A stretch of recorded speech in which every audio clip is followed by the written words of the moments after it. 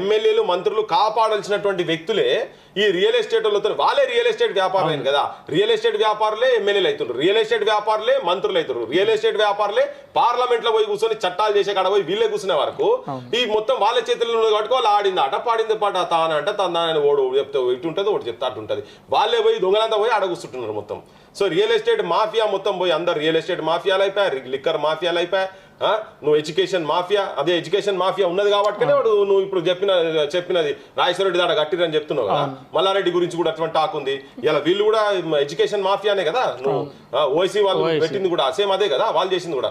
So ఈ మాఫియాలంతా పోయి parliament చట్టాలు చేసేటువంటి కాడికి ప్రజలే పంపిస్తారు, మళ్ళా తీసుకుపోయి ఆడ కూర్చుంటారు, వాళ్ళు ఇష్టం వచ్చింది చేస్తారు. సరే ఇవాళ ఒక కొత్తది ఏదో వచ్చింది, ఇట్లా వచ్చింది, దాని పబ్లిక్ అయితే విపరీతమైన హోప్స్ ఉన్నాయి. కానీ ఎక్కడ కూడా ఆగొద్దు. నిజం కూడా ఎక్కడ జరిగినా కానీ తప్పే కదా. ఇప్పుడు మా అనుకోకుండా ఉందబ్బా, హన్మకొండ ఎందుకు మా వడ్డపల్లి చెరువు కింద మొత్తం ప్రతిసారి ప్రాబ్లం అవుతుంది. అవుట్ లో ప్రాపర్ లేకుంటే దానికంతా